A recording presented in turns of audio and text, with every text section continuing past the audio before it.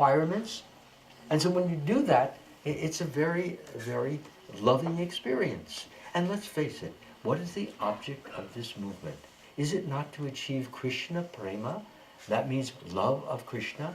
Well, it all starts with Jesus Christ. He said it. One should love the Lord thy God with all thy heart, with all thy soul, and with all thy might. And in addition to this, most important, and in addition to this, you should love your neighbor as yourself. So whatever you like and whatever you did, whatever you felt benefited for, try to encourage your neighbor to do the same thing. And by so doing, Krishna will greatly credit you because you are following his injunction, his order. Love the Lord your God with all your heart, with all your soul, with all your might. And in addition to that, love your neighbor as yourself. And you feel very good. And when the neighbor starts to chant, maybe you never even chanted around, what happens is that you become very, very uplifted and very gladdened that someone who was never chanting before is now chanting the Hare Krishna mantra. It's so nice. Sometimes I would do this.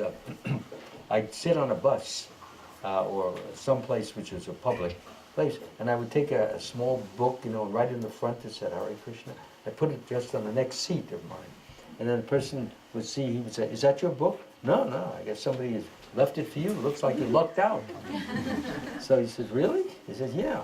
"Should I give it to the bus driver?" No, I think the person wanted it for you. So he picks the book up, and then, the bus is moving along, and he's reading Hare Krishna. How do you pronounce this? And I say, "Well, I don't know anything about Hindu religion, but I'll make a stab at it." And I think it's Hare Krishna. Those people out on the street, they ring the bells, Hare Krishna. Can you say that? Yeah, Hare Krishna. And then it says there's three magic words here. Magic, what are they going to do for me? Let's find out.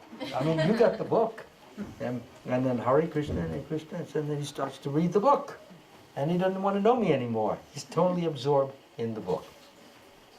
So this is how you can do book distribution in so many thousands of ways. And just while I'm on that subject, sometimes I get, and I'm sure you all get it also, they're called telemarketing phone calls. How many get them? Everybody's shaking their hand. Telemarketing calls, we're AK cleaners, and we'd like to clean your apartment, and we'll do it in AK cleaners. I'm going to clean your heart right now. Excuse me? I'm going to give you 3 magic words, and you just say those words. Say them over and over, and you're going to see a transformation in your life which you could never believe, which you could never even think is coming true.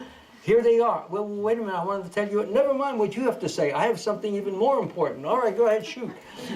Hare Krishna, Krishna Krishna, Hare Hare, Hare Rama, Rama Rama. Okay, sounds a little too long. Let's take this 3 words. Hare, Hare, Krishna, Krishna.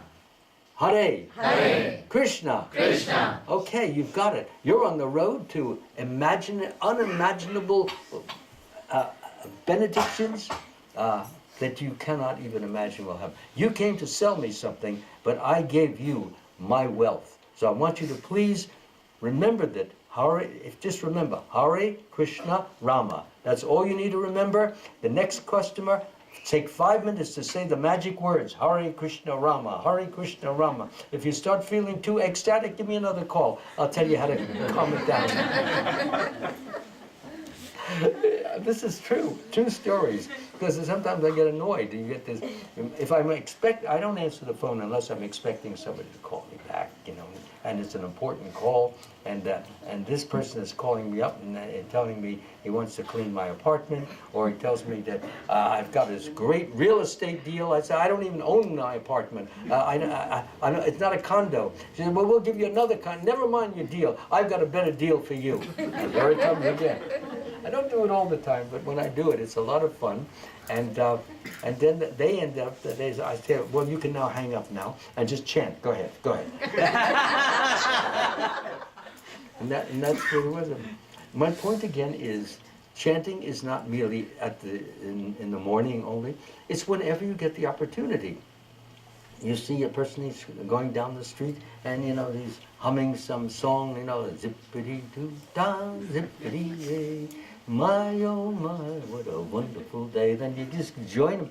Hare Krishna, Krishna Krishna, Hare Hare. Nice, isn't it? But your song is just going to get you Mickey Mouse. My song is going to get you, you can't believe it, beauty, wealth, strength, fame, and renunciation, and knowledge, and I can't even tell. Watch how your life grows. Let's do it again. Hare Krishna,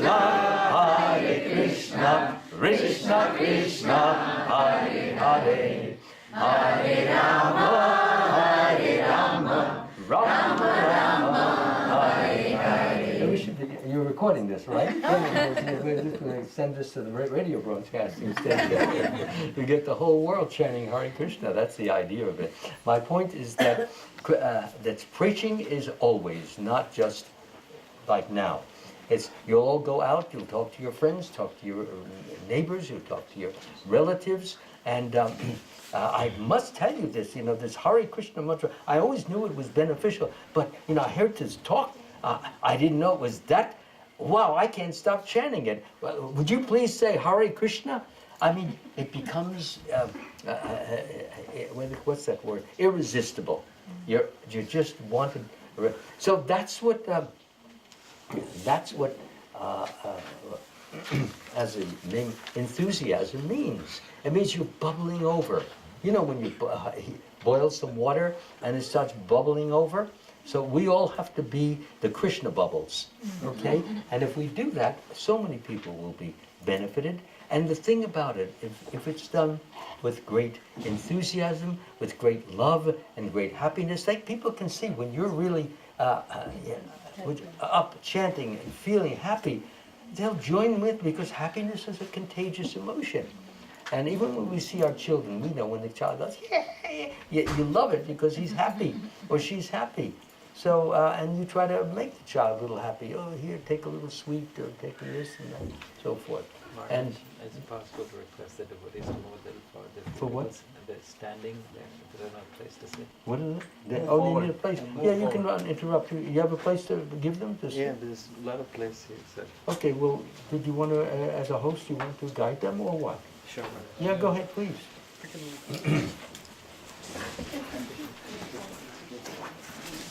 No, we want. Let's try to close up the spaces as best as possible, and we have a few places on the staircase. We have a place. Would you mind if we have a space right here? Yeah, right here. You can sit. Yeah. No, everybody gets a. Yeah, I'm sure that. Are we okay? Yeah, everybody got a seat? Okay. These kind of interruptions I don't mind, because our business is to give relief, comfort, upliftment, and everything like that. So is everybody seated comfortably now? We do have another 1 or 2 seats here. I can see if this Mataji moves back a little, we'll have even 2 more seats here. Okay, so who's ever monitoring this, if somebody else comes in, please guide them down this. Oh, that's fine, thank you. Yeah, that's good. So we don't have to come all the way. We can give them the seats right over there, closer to the doorway. Thanks so much. Appreciate that. Yeah, we have to make a little adjustments occasionally, and sometimes maybe a little uncomfortable, but... Okay, so where was I? What was I saying? You were saying about the way the chanting is enthusiastic. Oh yes, it's very important. So this is what Lord Chaitanya Mahaprabhu, he opened the storehouse of knowledge and the storehouse of transcendental bliss. He opened it up so that everyone who would be chanting would get the benefit of the chanting, because Krishna, as you know, is non-different from his name. And if the person hears that from a person who is experiencing the bliss and the blessings and the joyfulness, he'll naturally, infectiously begin chanting it. Of course, if a person is just saying it because he heard it at the class, and he said, he heard it at the class, I heard it at the class, and he heard it at the class, then what happens? Yes, somebody has to monitor. Somebody stand by and then tell the parent, Yeah, thank you so much. Appreciate that. This is for everybody. So it also causes me to lose my place in my train of thought. So the important point is that devotees get I'm sorry, into the mood of transcendental chanting. And as I've given you an example, you can soon, ideally, our Bengali or Sanskrit, some of our tunes, those are ideal, but sometimes, we're in a more frolic. No, people can't hear. Probably the can't back. hear now. Can you hear me now? Yeah.